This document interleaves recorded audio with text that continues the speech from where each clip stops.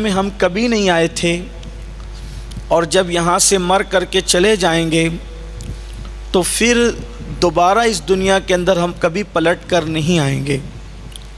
यानी कि ये पहली और आखिरी मर्तबा इस दुनिया में आना है और ये दुनिया हमेशा रहने की जगह नहीं है, ये मुस्तकिल रहने की जगह नहीं है, बल्कि ये दुनिया एक एग्ज़ाम हॉल की तरह है। जैसे एक इम्तिहान गाह होती है, एग्ज़ाम हॉल होता है, वैसे ये दुनिया है। जैसे एग्ज़ाम हॉल के अंदर एक तालिब इल्म को, एक स्टूडेंट को भेजा जब जाता है तो वो उसने इम्तिहान देना होता है, परीक्षा देनी होती है, उसको एग्ज़ाम देना होता है और फिर उसके बाद रिज़ल्ट आता है कि कौन कामयाब है और कौन नाकाम है। तो इस दुनिया में भी हम और आप आए हैं और अब इस दुनिया में हम जो करेंगे, जैसे हमारे आमाल होंगे, जैसे हमारे ज़िंदगी के अहवाल होंगे, जैसे हमारे अफ़आल होंगे, उसी के मुताबिक वो नतीजा आएगा कि हम कामयाब हुए कि नाकाम हुए। दुनिया के एग्ज़ाम हॉल में इम्तिहान देकर जब इंसान कामयाब होता है तो उसको डिग्रियां मिलती है और जो नाकाम हो जाते हैं फिर उनमें से किसी का हाल ये होता है कि नाकाम होने वाला दुनिया में कोई सब्ज़ी बेच रहा होता है, कोई ठेला ढकेल रहा होता है, कोई जो है वो गुर्बत की चक्की में पिस रहा होता है, कोई भीख मांग रहा होता है। लेकिन जब अल्लाह ताला इस दुनिया के एग्ज़ाम हॉल में किसी को कामयाब करता है तो बड़ी बड़ी डिग्रियां मिलती है, कोई आईएएस बनता है, कोई आईपीएस बनता है, कोई वज़ीर बनता है, कोई सदर बनता है।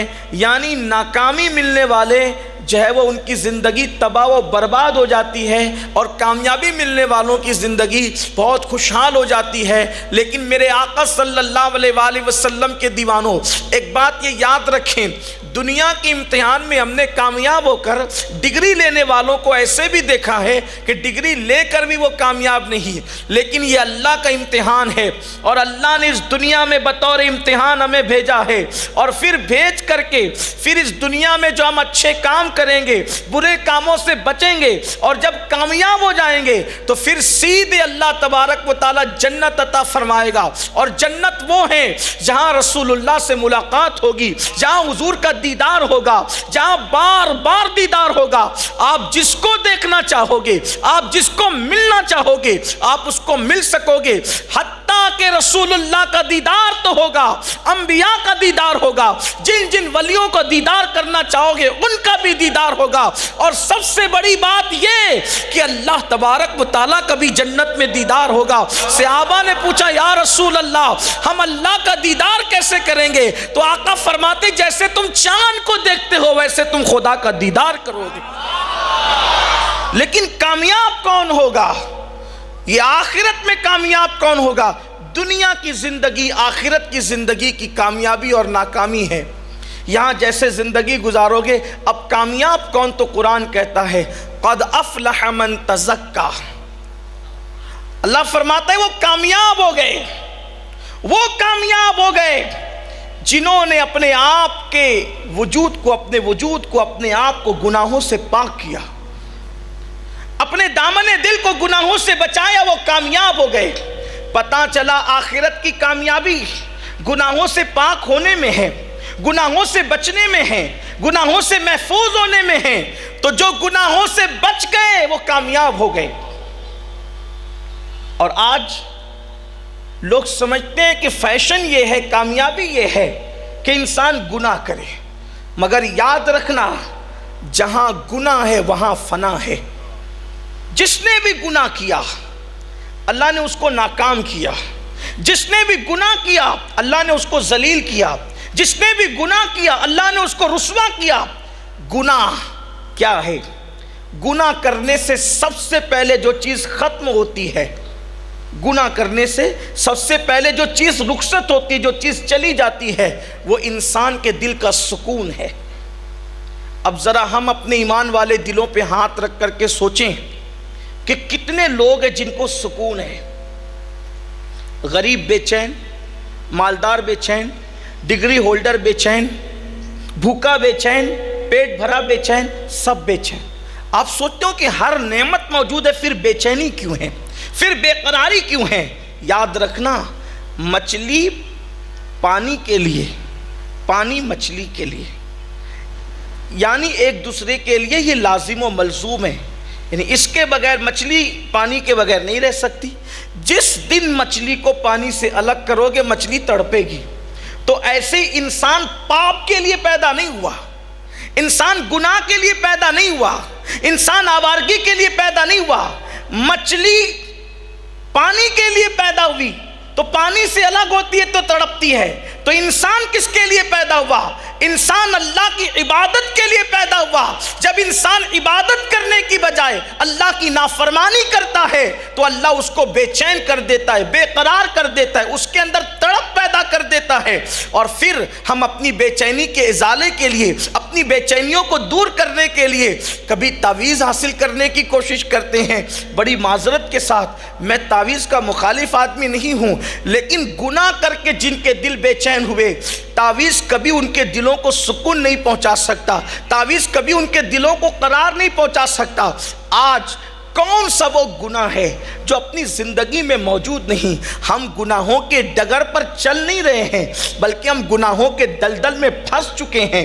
اللہ اکبر! اور پھر اس کا انجام بڑا بھیانک ہے۔ کون کون سے گناہ کا ذکر کیا جائے اور کتنے گناہوں کا ذکر کیا جائے؟ کون سا وہ انسان ہے جس نے اپنے آپ کو گناہوں سے بچا رکھا ہے؟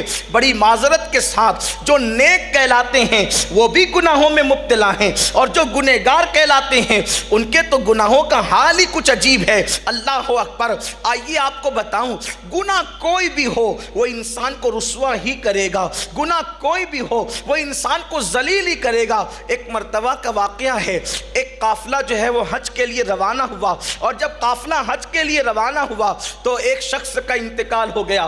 اب آپ اندازہ کریں، سفر حج میں اگر کسی کا انتقال ہو، اس سے بڑا خوش نصیب کون ہو سکتا ہے؟ اس لیے کہ جو سفر حج میں انتقال کرتا ہے، حدیث پاک میں آتا ہے کہ اللہ قیامت تک اس کا ہم شکل ایک فرشتہ پیدا کر دیتا ہے جو ہر سال اس کی طرف سے حج ادا کرتا ہے، اور اس کا ثواب اس کو ملتا ہے جو سفر حج میں انتقال کر گیا۔ بہت بڑی سعادت ہے حج کے سفر میں مرنا، لیکن سفر حج ہے، اور سفر حج میں ایک بندے کا انتقال ہو گیا ہے۔ اس کے بعد لوگوں نے سوچا، اس لیے کہ آج کے دور کی طرح لوگ فلائٹ سے تو نہیں جاتے تھے، جہازوں میں بھی لوگ بہت کم جاتے تھے، اکثر کھچروں کا سفر، گھوڑوں کا سفر، پیدل سفر لوگ مل جل کر قافلوں کی شکل میں کیا کرتے تھے۔ اب چونکہ مکہ دور تھا، مکہ المکرمہ دور ہونے کی وجہ سے وہ لوگ سوچتے ہیں کہ چلو یہیں پر قبر کھود کر کے اس بندے کو دفن کر دیتے ہیں اور پھر اپنا سفر آگے بڑھا لیتے ہیں۔